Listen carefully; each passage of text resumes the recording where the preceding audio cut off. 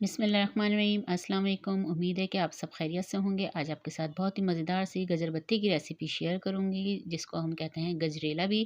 तो यहाँ पर ये मैंने 1.5 किलो गाजरें ली हैं और इसको मैंने चॉपर में निकाल लिया है। तो आप कद्दूकश भी कर सकते हैं। यहाँ पे मैंने मशीन का इस्तेमाल किया है और इसमें इस तरह से गाजरों को देखिए मैंने बारीक बारीक निकाल लिया है। तो गाजरें एक बड़े पतीले में शामिल करने के बाद यहाँ पर मैंने 1 गिलास के करीब चावल पहले से पानी में भिगो दिए थे, तकरीबन 1 घंटे के लिए।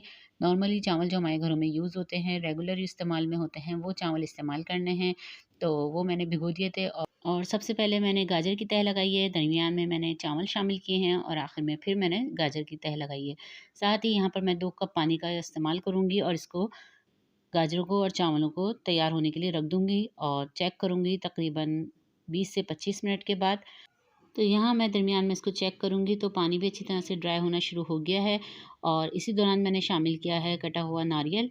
तो नारियल को आप अपने टेस्ट के हिसाब से इसमें शामिल कीजिए। तो यहाँ पर तकरीबन 4 से 5 टेबल स्पून के करीब मैंने इसमें खोपरा शामिल किया है और इसको बारीक करके मैंने काट लिया है। तो साथ ही इसमें मैंने 1 कप चीनी इस्तेमाल की है, क्योंकि मौसम की गाजरें हैं और बहुत ही मज़ेदार सी मीठी सी हैं, तो चीनी इसमें कम इस्तेमाल हुई है।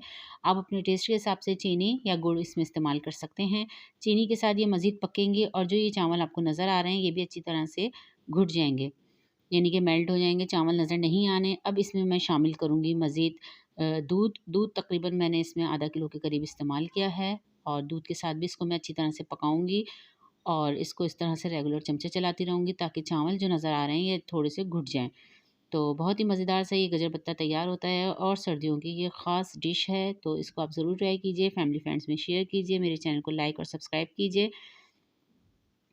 तो देखिए इस तरह से मज़ीद मैंने 20-25 मिनट के बाद इसको और इसमें तकरीबन चमचा चलाती रही हूँ, तो ये तैयार हो चुका है। यहाँ पर मैं भगार तैयार कर रही हूँ, तकरीबन 3 से 4 टेबल स्पून घी में मैंने 2 छोटी इलायची और 2 लौंगों का मैंने भगार तैयार किया है और वो मैं ये तैयारी पे शामिल करूँगी।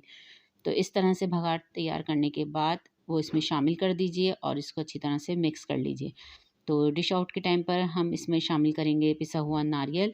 तो देखिए चावल अच्छी तरह से घुट चुके हैं और गाजरें भी अच्छी तरह से तैयार हो चुकी हैं। बहुत ही मज़ेदार सी इसकी खुशबू आ रही है। रेसिपी को ज़रूर ट्राई कीजिएगा।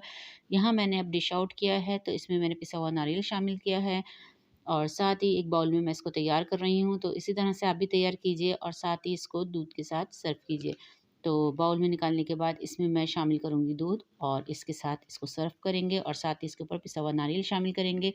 बहुत ही मज़ेदार सी ये रेसिपी तैयार होती है। ज़रूर ट्राई कीजिएगा, फैमिली फ्रेंड्स में शेयर कीजिएगा। मेरे चैनल को लाइक सब्सक्राइब कीजिएगा। ओके जी, अल्लाह हाफ़िज़।